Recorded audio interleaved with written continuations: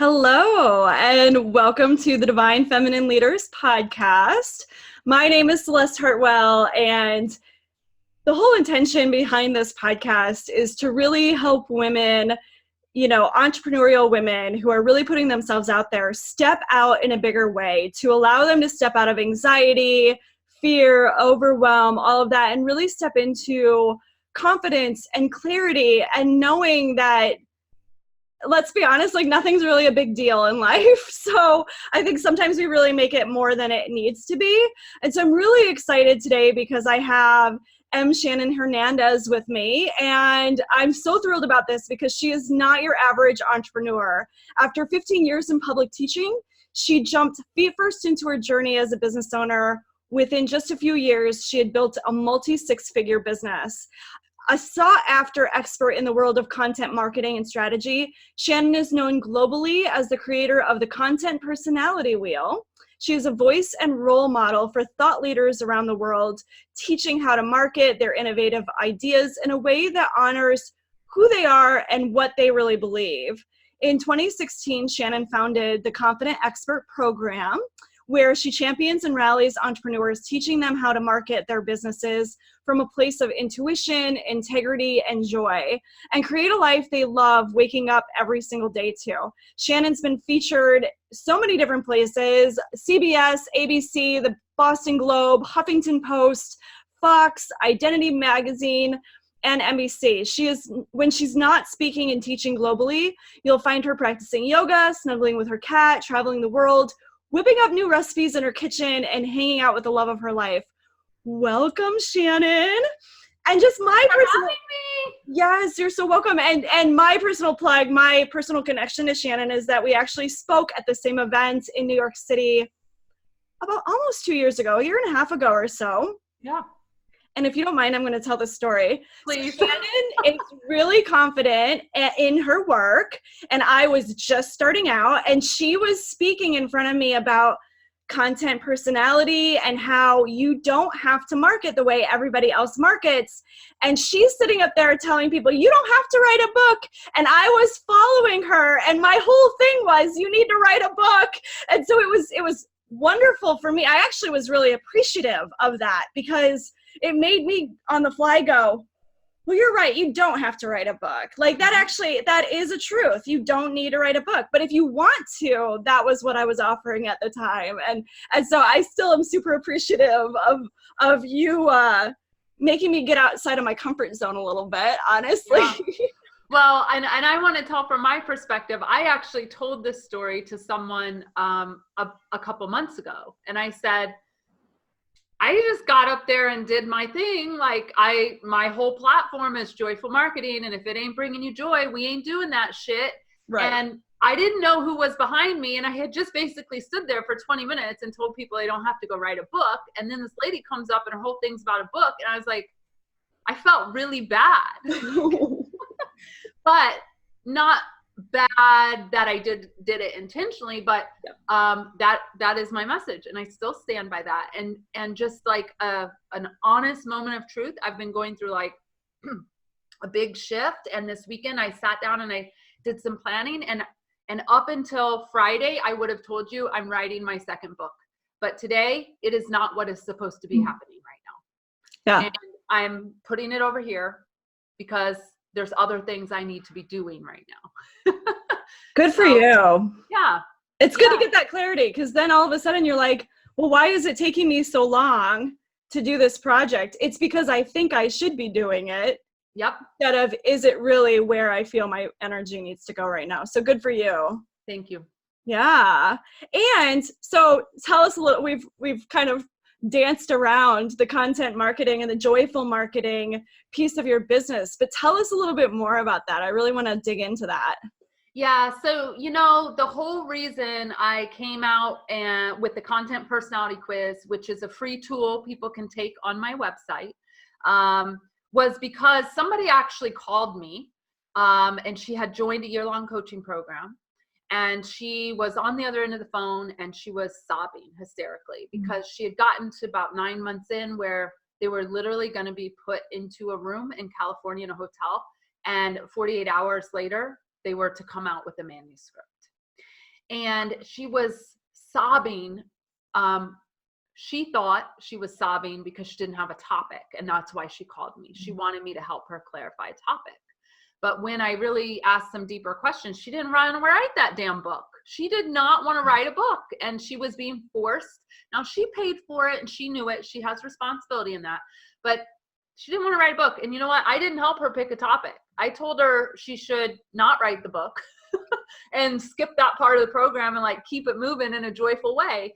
And that was the conversation 4 years ago that preempted the content personality wheel. In fact, that evening I could not sleep. That conversation had like just seeped into my bones and rocked me to my core of many of the things that are wrong with the online coaching world is people telling you what you should be doing to grow your business. And so I put my line in the sand and I stayed up that night and I made that quiz. And within a couple weeks, the entire course had been developed. And it's an amazing tool that has just helped people around the world know what they're already naturally good at. There's 5 content personalities. And then like, let's build a joyful marketing plan from that space, because nothing good comes of being forced out of alignment ever. I love that. It is so true too. Like, I feel like in our culture, at least the way I grew up, so I'll speak from my experience, like you're taught you should do this and you should do that and you should do this. Nothing ever feels good when you're shoulding all over yourself. Like, it's not joyful. And when you really are able to step into like, but what are my strengths and what do I really love to do? Right? Like, that's so powerful and really allows us to show up in a more authentic way for the people that we're here to serve.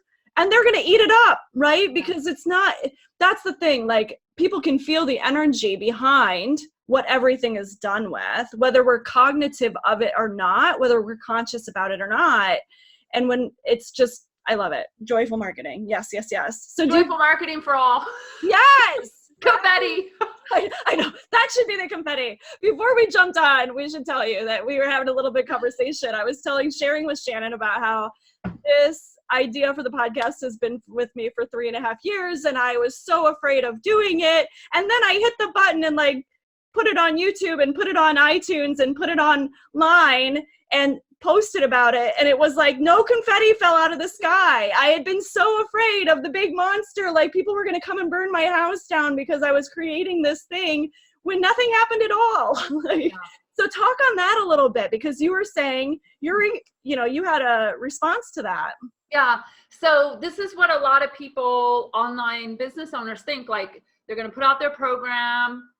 I think this too. Like, I'm not immune to it. I'm human. I'm going to put out the most amazing new program. I'm going to talk about my program that everyone loves anyway, and like share some case studies. I'm going to like do my retreat for Costa Rica. Oh, I got a new resource. And we think that something's going to happen.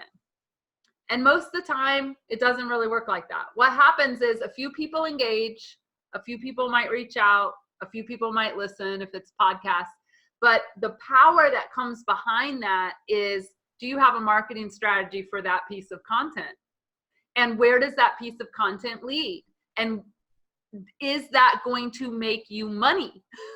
Because I make no bones about it. My entire world exists to help women make a shit ton of money in their business. That is like what I'm about at the core, right? And we are such epic creators as visionaries, as entrepreneurs, as CEOs. And I will fall into this trap over and over and over again. This is why I continue to teach the stuff I even need to hear for myself. Like, don't screw up your marketing strategy. Go get a hobby. Don't launch something new. Go market what you have that's already good and make the marketing great, right? And this is one of the biggest things that a lot of people struggle with in entrepreneurship. And they also don't give things enough time in a solid marketing strategy to see what are the results. Do I even know what I'm looking for results? If not, guess what? It's going to be a failure because you don't even know what you're measuring, right?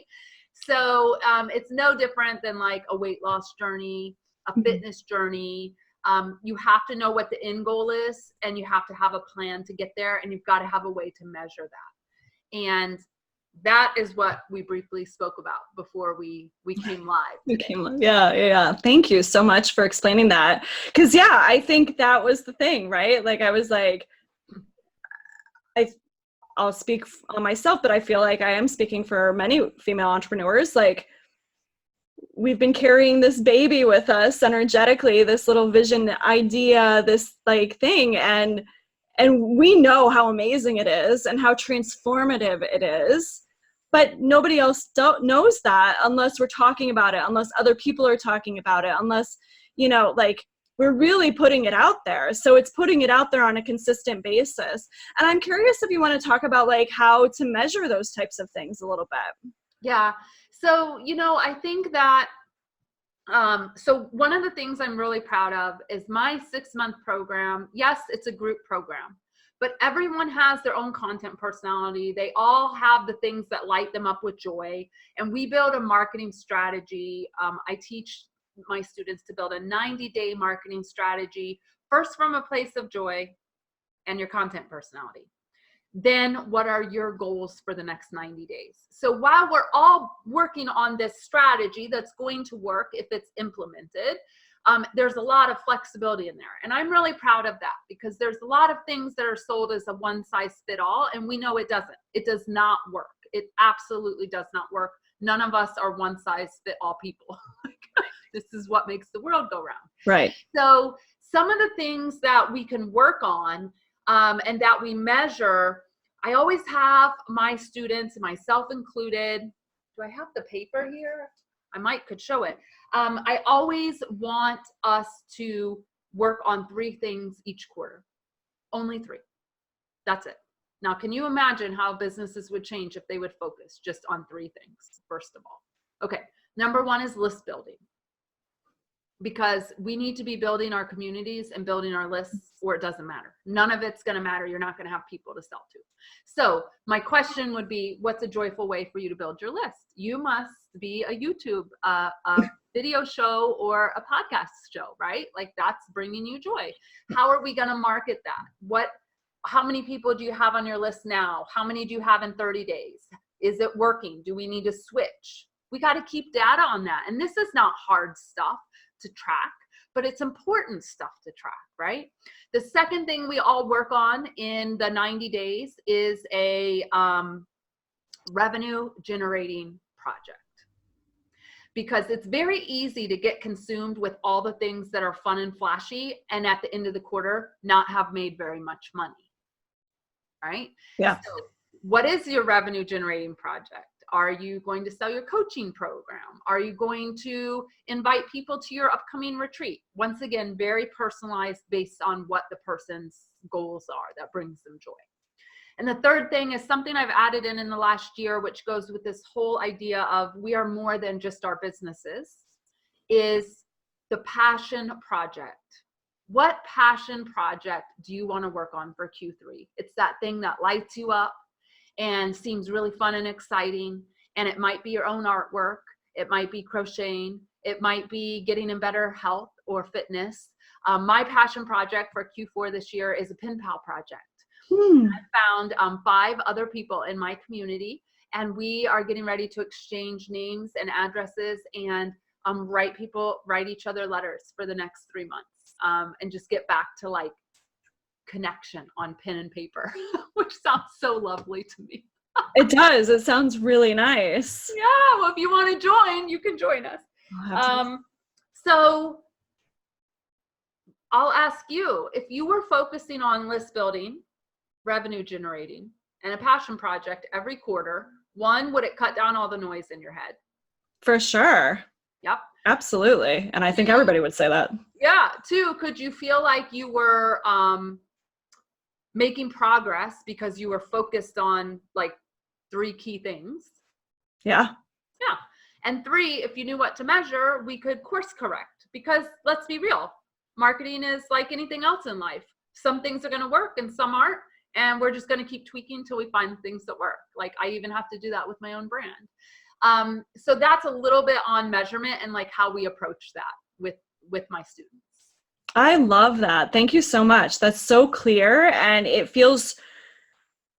makes it feel so light. Like in my own space, it's always been like, well, you have to do this and you have to do this and you have to do this, right? And then it's like, okay, now, and then since I did realize that not everybody wants to write a book, and not only that, but that we're all so built so differently. And I was in some programs too that were like, you need to do this and you need to do this and you need to do this. And I was like, I can't sell that way. I can't show up that way. I need to really be in alignment with where I am. I need to really feel connected to the people that I'm here to serve, instead of just acting like this is a system, just do it because it works. Well, it worked for someone and it didn't necessarily work for me. And so this feels like lighter, right? Like you just have 3 things to worry about right now. What have you done today that helps you get towards those things, right? Yeah. And it feels so much better. Thank you for that. You're welcome. I love it. And I hope I know that this will serve so many people. We're friends on Facebook as well, and I'm feeling led to talk about your food preferences. Awesome. I love Similar food. to mine at this point, and I'm like, that's what's coming up for me. Good. I will happily talk about it. So we keep a vegan household. My spouse has been vegan for 6 or 7 years. My weakness is still cheese. And I decided last year, with all the change going on in my personal life, that I was going to eat cheese. And I was going to be perfectly happy with it. And I was not going to beat myself up over it. Yeah. And I thought, if this is the worst thing I'm doing in the world, like, come on, Shannon, cut yourself some slack. Right. So I cook complete vegan. It was a transition. We both went from traditional standard American diet. We were both raised like meat and potatoes family. 10 years ago, we switched to vegetarian. So we were eating eggs and cheese at that time, but no meat. And then a couple years after that, my spouse went complete vegan. And I was vegan for a while. But we have a block of cheese in our fridge, and I eat a couple of slices every day if that's what my body wants, and I'm fine with it. I love it. I think that's the biggest thing, is that when we're okay with it, like, make peace with whatever that is for you. It goes down to this is in my space a lot, which is that self-love portion and giving ourselves permission to be who we are. I recently did a podcast interview with Stephanie Sinclair, and if anyone watched that, like, she talked about really journaling into who is your future self. Oh, I've been doing this exercise the past month. It's really powerful. It is really powerful, and if you don't have a freaking clue, you realize it real fast. You need to get one, because if we don't know, we're not growing. Right. Yeah. And I really had it come last night, which was like, my future self, who is doing all the things that I desire to be doing, she is super kind to herself. Yeah. You know what I mean? Like, super loving and super forgiving. And yeah, if you want a piece of cheese, have a freaking piece of cheese, right? Like, no, it's not going to end. Exactly. But I'll tell you what could have ended was my relationship. I wasn't sure if you wanted to go there. So yeah, okay. I had to have this conversation with my spouse and say, listen, I'm bringing cheese back into this house, and every time I pull it out and eat it, I don't want to hear any shit for it. This is my choice. This is what I'm doing. Yeah. And that was good. I just kind of like, I pretty much just say things like they are. And it was good, and there was a little grumbling, but we went on about our ways. Like, it's fine. And really, I said to her, the last thing I'm going to do is, like, if eating a slice of cheese is the worst, like, thing I can do in your eyes, I'm still going to be fucking really good with it. Right. Well, that's like part of, like, owning yourself, right? Like, yeah. What comes up for me is that we teach people how to treat us. Yes, exactly. And if I'm going to feel guilty about it and I'm going to feel shameful for having the piece of cheese, then of course you are welcome to treat me that way as well. But no, you put the line in the sand and you're like, listen, I feel really good about this. This is what I'm doing. It's not a conversation. Yeah. And discernment is important, and boundaries and all of that. So all of that. So important. Right. The older we get. So that brings me back to, I've heard you speak because you spoke in front of me, and you spoke a little bit about your business before you really went into this joyful marketing and how you were working nonstop in your business. And I wondered if you wanted to share a little bit about that and about moving into the version of you now who is like, I take a stand, and I take a stand for my clients. I take a stand for myself. Women are allowed to make a shit ton of money.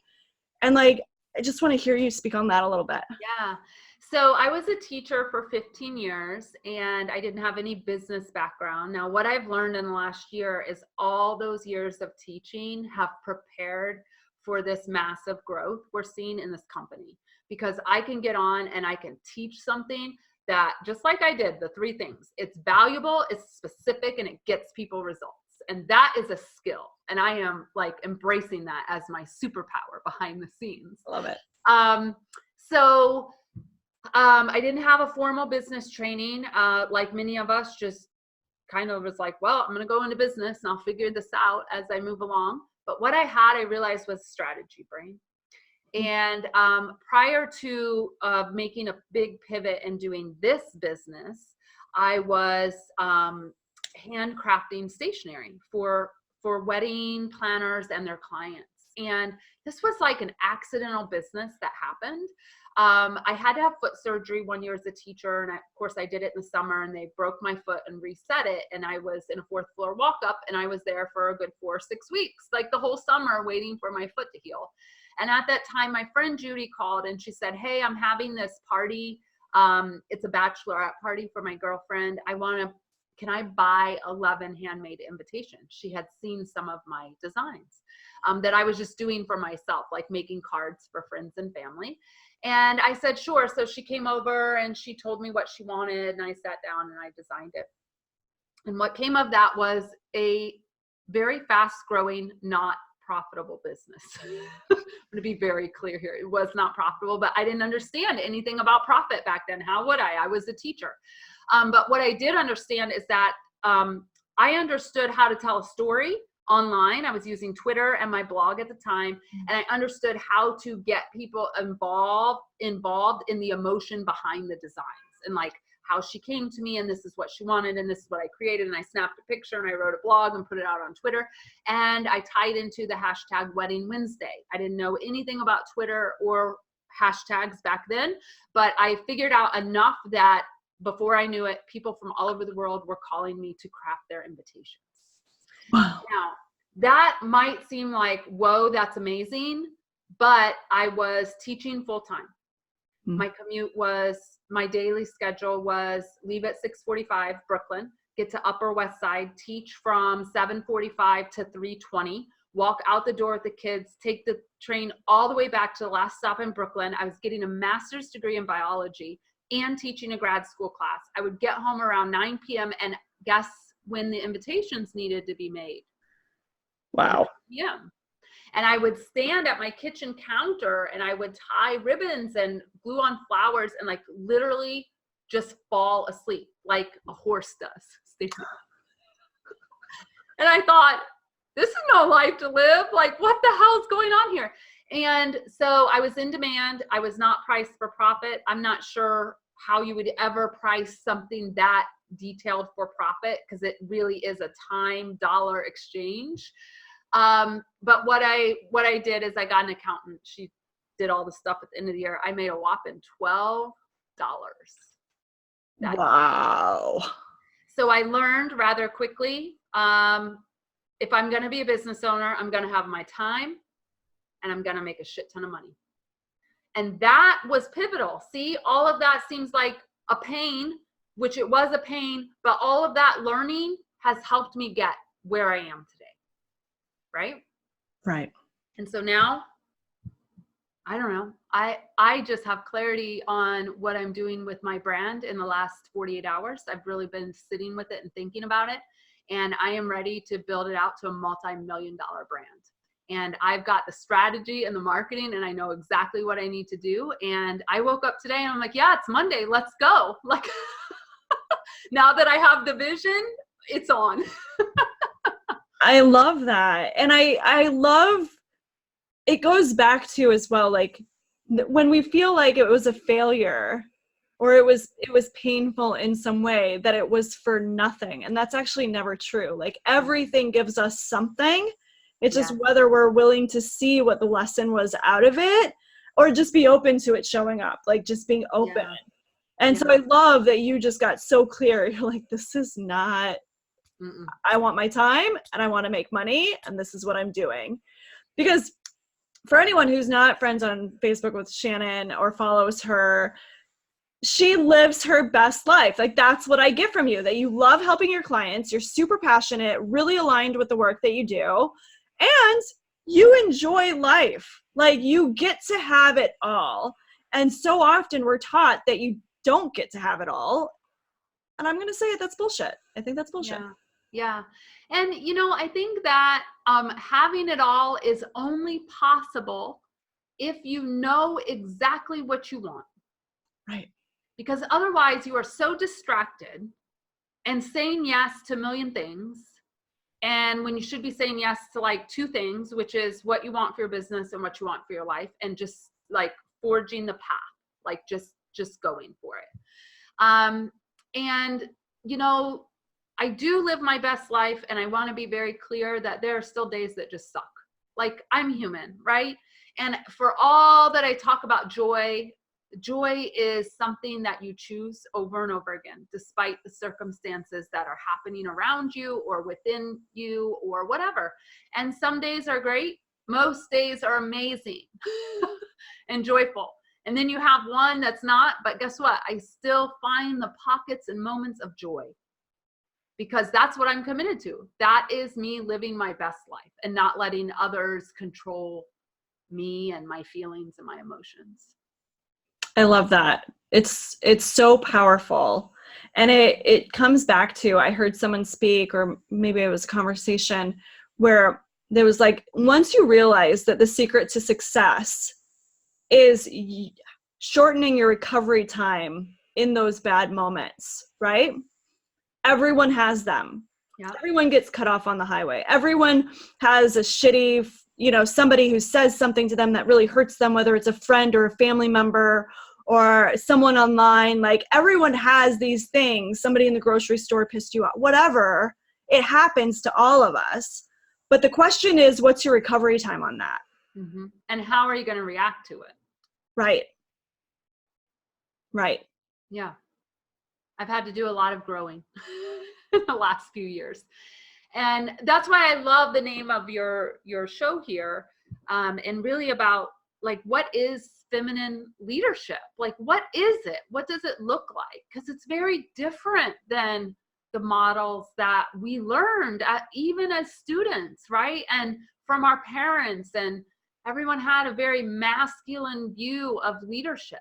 And, it can be joyful and it can flow, and you can use your intuition to guide you, and you can pull the plug when you decide that it's not how it's going and get a new strategy. And I think it's such an important conversation to have, is like, how are we leading our teams as CEOs and entrepreneurs?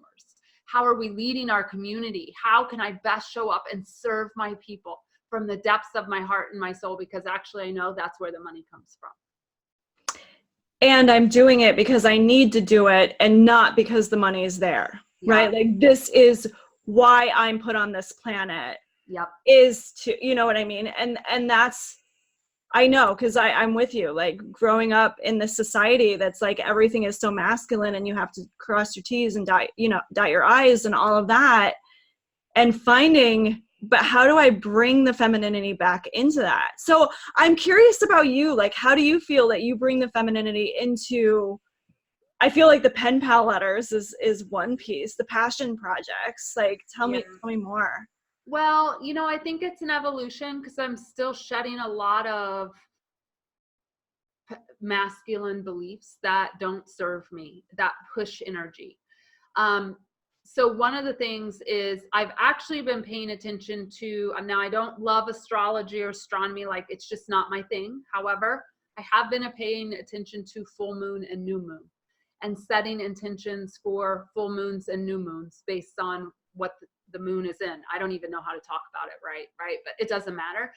It's made like a great impact, like just to follow the energy of what's going on around me. And the moon is actually feminine energy, right? So that makes a lot of sense to me. One of the other things that I do, so I have a team of 8 in my business. We meet once a month for no other reason than to meet on Zoom for 45 minutes, and we do a team building activity, and we're from all over the world, and it is so fun. And they're always like, oh my God, are you gonna pick one for next month? Like they're so excited about it, but they love the connection and they love the community and they love that we can get together and have fun. And on the other meetings, we need to get stuff done, but this is the meeting that we set aside to get to know one another and to get to love one another and support one another and see what's important to each other. So those are really fun. We do those on a Wednesday, one Wednesday a month for 45 minutes. And I would just say another way is really tapping into my intuition and knowing that I do know. Sometimes I'm confused, like we all are. Sometimes I stall because I'm not clear, which is fine. I've learned not to push through it. When I'm clear, shit's on fire and it's good, right? And when I'm not clear, I've learned to just, it's okay, you're not clear. Let's go for a walk. Let's whatever. Sometimes it takes, a couple weeks. But once I have the vision and I have the plan and I haven't forced it and I haven't pushed it and I haven't tried to overthink it, it is on. And there's no stopping me, right? Because that I'm really connected with purpose from that place. So those would be a few that I've learned in the past couple years to really embrace that feminine leadership. I love that. Thank you for sharing that. It's important because the intuition is like, we do all have that inner knowing, that inner connection, and being able to find the ways that reconnect us with that. And it's game changing. It's game changing for a business, for your life. If you're not a business owner, like it's a complete shifter. And so I'm curious, do you have any like daily practices that you feel led to share that? Yeah. So I, this is a great question. For a long time, I was so proud that I didn't have an alarm clock because as a teacher, you couldn't be late to anything. Like, let's be real. Like people were waiting on you way before the class even started. So for many years, this is my 6th year in business, I'd say for 5 years, I was like, I am never using an alarm clock again. And I'm not a sleeper-inner, so it's fine. But my spouse has recently started putting the alarm clock on at 5 because she has some different goals around wanting to get yoga done and spiritual reading and stuff like that. So of course, when the alarm goes off, I'm now awake. So my new routine in the last a month or so that's been really kind of awesome is get up at 5. I have a cup of hot lemon water. I sit at my altar. I light a candle. I light some incense, and I just kind of like really what I call is like ease into the day. Which was different than what I used to do, which is jump up and come to my computer or look at my phone. Like, I don't do that shit anymore. And then I journal, I pull a card. I have this Native American card deck that I love. I pull a card, I journal on what the card means, how it could apply to me today. And then I either go work out or I do yoga. So I've just gotten a personal trainer actually. So I'm on a new regimen and ready to train for another half marathon in the next year or so. So made fitness a priority. Like that, I realized in the last year more so than ever, if I don't have my health, nothing else matters. And I'm talking emotional health, right, mental health, and physical health, and spiritual health, like all of them. We call this leading a wealthy lifestyle in my community. And it's not just your money. It's like, are you wealthy in all these areas? So that's pretty much my morning. And then I come back, I have coffee with my spouse, off she goes to work. And I have been painting. I can't say I love it, but it's using the other part of my non-strategy brain, which needs to be used. And what I do like is I put on some cool music, like soft music. I just kind of have a candlelight and I just put watercolor on paper. And the reason I say I don't like it is because my brain wants to judge it. Right. But I'm just tell my brain, shut up, you're not judging it. Like this is for fun. We're going to keep it moving. So I try and do 20 minutes in the morning of painting and then get ready, do the work day. By the way, I have multi-six-figure business. I work 3.5 days a week. It is possible. You can do this too. I promise you, if I can do this from a teacher working 80 hours a week, you can do this. I promise you. We have dinner every night together. I make dinner every single night. It is a value in this house. We might order out once a week, but we have dinner together. Then we sometimes spend some time together, different nights. We do different things because we each have passions that we want to work on. And then I lately have been taking a lavender and Epsom salt candlelight bath at night and just calming down, like letting go of the day, being grateful, thinking about what was great about today, what I try not to do what will I change tomorrow because I'm working on radical presence, and really just having this bath and this moment to myself. And then I wrap in a towel and I go to bed and I sleep really good till the next morning when the alarm goes off. That's amazing. Thank you so much. And listen, if I miss something out of all of that, I am screwed for the day. Like I've tried to play with this for years. This is the one that's working right now. So this is the one that I'm keeping for now. If it's not broken, don't fix it. Right. I love that. That's so true. That's amazing. Thank you. You're welcome. And it goes back to this notion before of like radical self-care is what is necessary for success, however you deem success. And I love how you include like spirituality and mental health and emotional health and physical health and financial health, all of that into a wealthy lifestyle. I think it's so often in the more masculine model that those things aren't taken. It's just the financial world that people are looking at.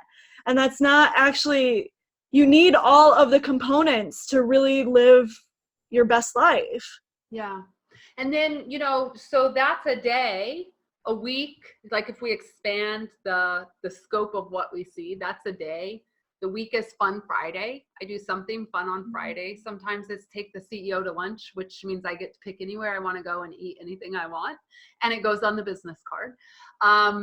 Or go find a new hiking place or take a bike, whatever I deem as Fun Friday. It is not in front of this computer. And then if we take a look back, once a month, I try something new. So painting was like last month. I like trying new things. That makes me feel invigorated. Even if I don't love them, I won't know until I try. So I have this fun list and I pick things off the fun list to try.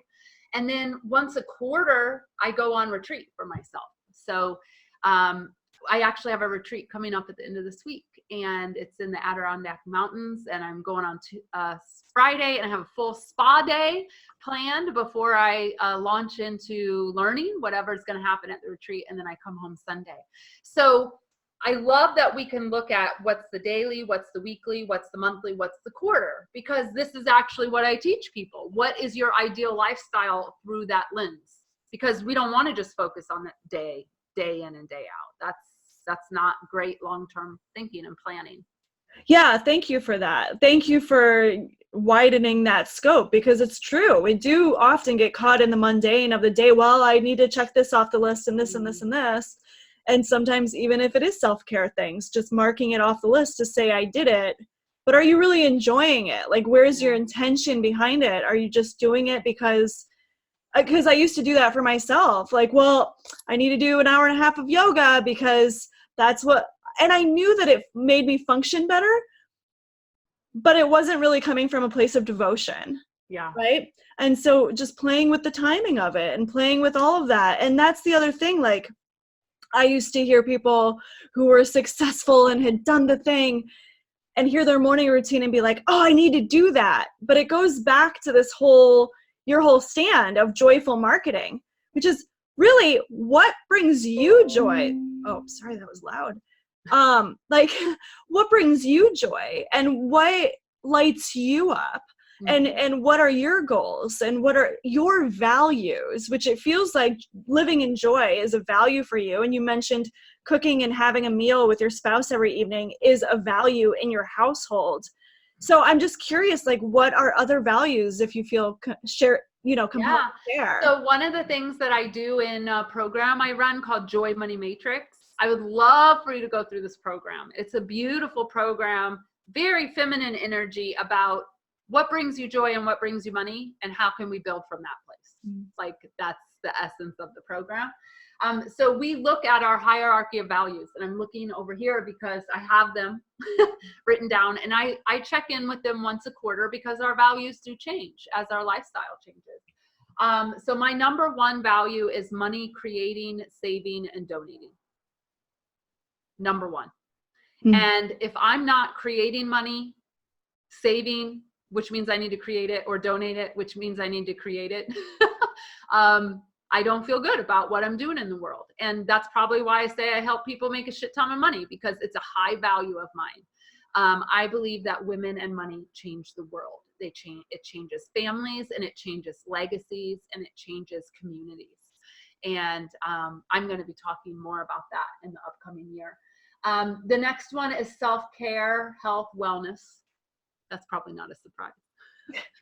The third one is relationships.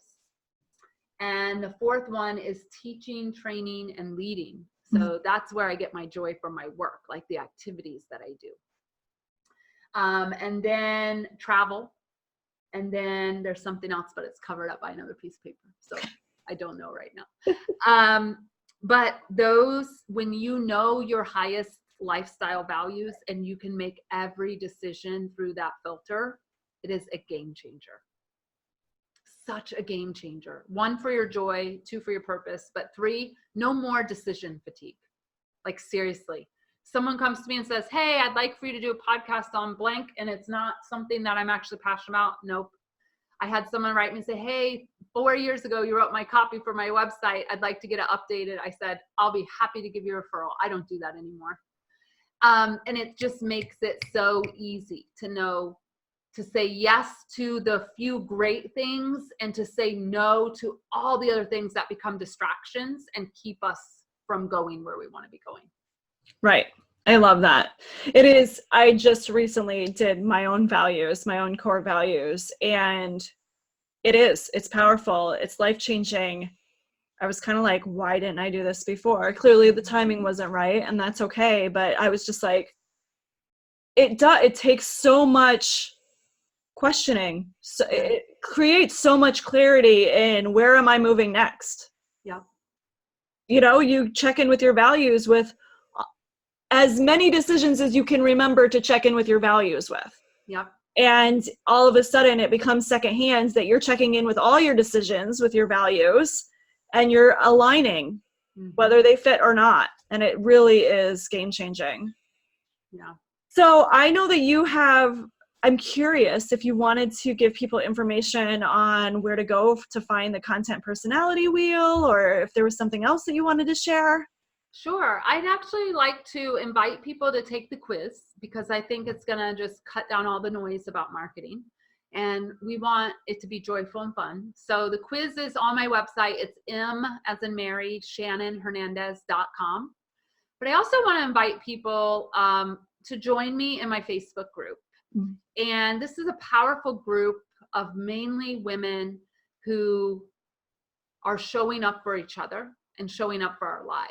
And that group is called Marketing for Thought Leaders. And we have all kinds of discussions in there, really rich discussions. I'm in there doing trainings, and we have a monthly happy hour so we can get to know each other. And it's just a fantastic, supportive, loving, nurturing environment. I love that. Thank you.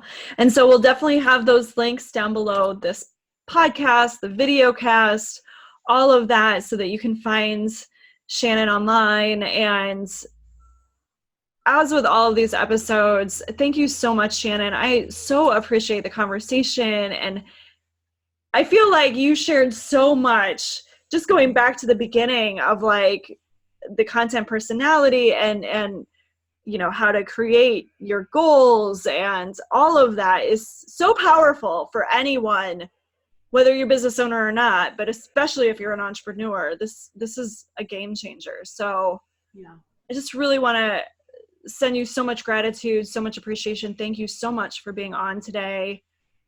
Do you have any final thoughts that you want to share? Well, I want to say thank you for having me.